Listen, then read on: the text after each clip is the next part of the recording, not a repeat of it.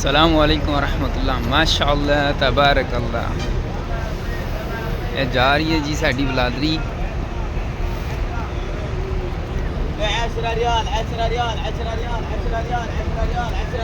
और तुसी वेखो माशाअल्लाह खूबसूरत नज़ारा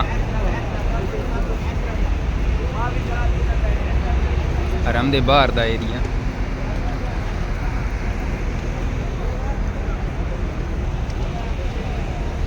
गड्डी किन्ने दिंदे आ?